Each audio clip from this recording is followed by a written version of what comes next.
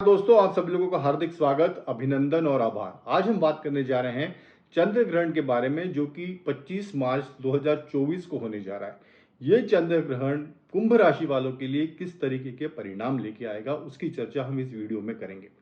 अगर पर्टिकुलरली इस चंद्र ग्रहण की बात की जाए तो ये चंद्र ग्रहण थोड़ा खास है, थोड़ा सा सेंसिटिव है, संवेदनशील है। अगर मैं इस चंद्र ग्रहण की बात करूं, इसका मुख्य कारण यह है कि चंद्र ग्रहण तो अपने आप में एक नेगेटिव इंसिडेंस होता है, बस इस चंद्र ग्रहण के साथ केतु और मंगल, ये दोनों ग्रह है, इसका इम्पैक्ट चंद्र पर रहेगा। अब चंद्र की बात की जाए तो चंद्र एक बहुत सॉफ्ट प्लैनेट है।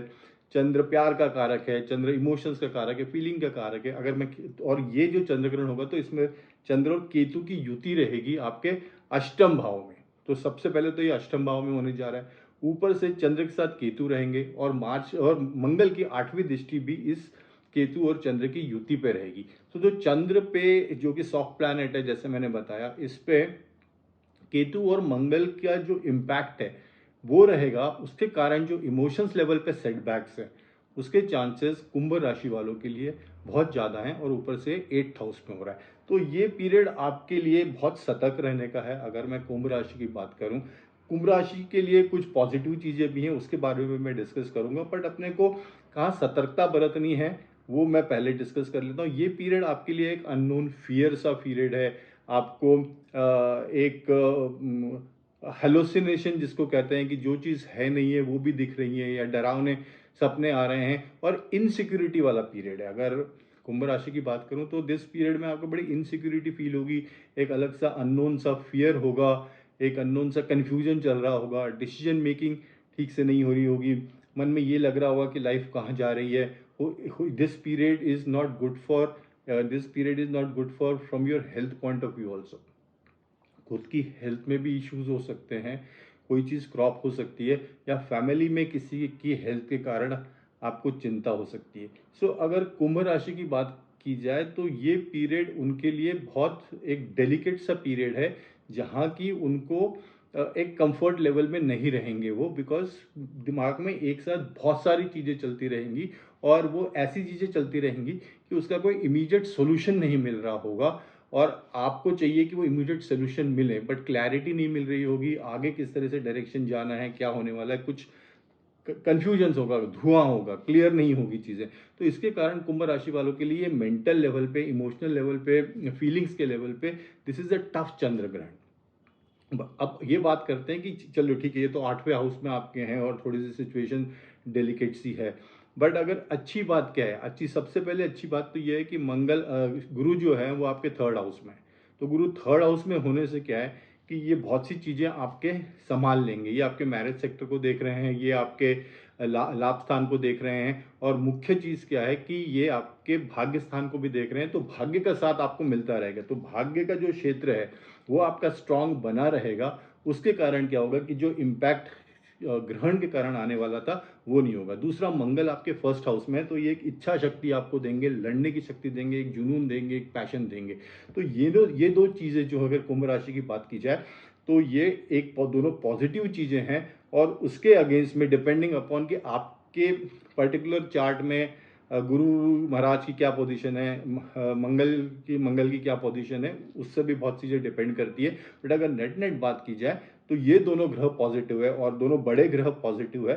तो इसका जो चंद्र ग्रहण का जो इम्पैक्ट अदरवाइज होना चाहिए था वो नहीं होगा। बट जो जिस तरीके के मैंने मेंटल स्टेट बताई कि इस ग्रहण के दौरान इमोशंस हाई हो जाते हैं। देखिए, अगर कोई भी पूर्णिमा हो या अमावस्या हो, उस दिन जो इमोशनल लेवल की चीज़ें हैं वो या तो बहुत डिप्रेसिव टेंडेंसी हो जाती है, या बहुत ओवर एक्साइटेड टेंडेंसी हो जाती है, और उस मोमेंट्स पे आप अलग से डिसीजंस लेते हो, because every human being has got 70% water.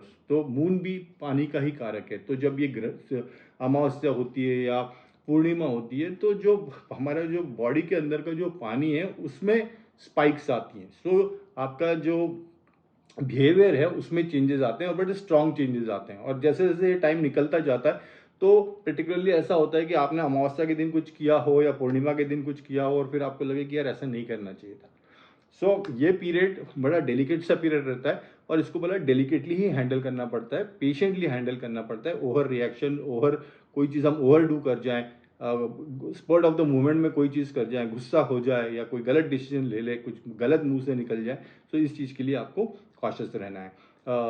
अगर मैं क्या करना चाहिए पर्टिकुलरली कुंभ राशि वालों के लिए, तो कुंभ राशि वालों के लिए 3 बड़ी चीज़ें आपको करनी चाहिए। एक तो आपको बजरंग बाण करना चाहिए, हनुमान जी का बजरंग बाण आप ज़रूर करिए, बिकॉज़ इससे जो आपके डर हैं या इनसिक्योरिटीज़ हैं वो कम होंगी। दूसरा, आपको काल भैरव चालीसा रोज़ पढ़ना चाहिए, क्योंकि काल भैरव चालीसा जब आप पढ़ेंगे तो ये जितने भी कन्फ्यूजन से 8th हाउस के रिलेटेड कष्ट हुए हैं या हेल्थ रिलेटेड इश्यूज हुए हैं या अननोन फियर हो गया, ये इसमें आपको बहुत राहत मिलेगी। और तीसरी जो इंपॉर्टेंट चीज़ है पर्टिकुलरली कुंभ राशि वालों के लिए, सिद्ध कुंजी का स्तोत्र में, ये देवी का स्तोत्र है, ये महाशक्ति का स्तोत्र है। ये आप तीनों पावरफुल चीज़ें कीजिए। देखिए मैं आपको जो बता रहा हूँ वो तीनों पावरफुल चीज़ें, बजरंग बाण, सिद्ध कुंजी का स्तोत्रम और काल भैरव चालीसा, ये आप सतत करते रहिए। आप लोगों की साढ़े साथी भी चल रही है कुंभ राशि वालों की, और साढ़े साथी का बीच का ढैया चल रहा है, साढ़े साथी पीक पर है, प्लस ये जो ग्रहण हो रहा है ये 8th हाउस में होने जा रहा है। कुछ अच्छे ग्रहों का भी साथ हमको है, तो उन चीज़ों के कारण चीज़ें संभली हुई है। बट नेट नेट कुंभ राशि की बात करें तो ये एक डिफिकल्ट सा फेज है। It is not a very soft phase or a pleasant phase. So difficult phase on a mental level, on an emotional level, on a health issues. तो ये जो अब हमको चीज़ें बचा सकती हैं वो ये तीन ही चीज़ें हमको बचा सकती है, क्योंकि हमारे मन में जो फियर बने हुए हैं उनको ये करप्ट करेगी और एक नई डायरेक्शन देगी। एक चीज़ आप और कर सकते हैं, आप शनिवार को अन्न दान करना शुरू करिए। पूरी सब्जी, बूंदी का लड्डू जरूर लीजिए। बूंदी का लड्डू होना ही चाहिए, कुछ मीठा होना चाहिए।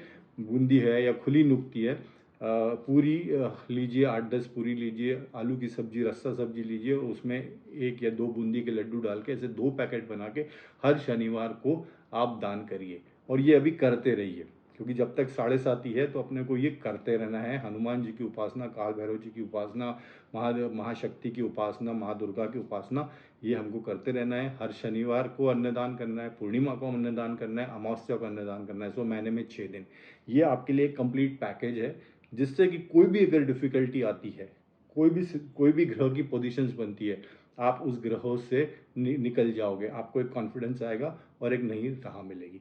तो दिस इज ऑल अबाउट कुंभ राशि। ये करिए और ये ग्रहण आपके लिए एक अच्छा ग्रहण साबित होगा।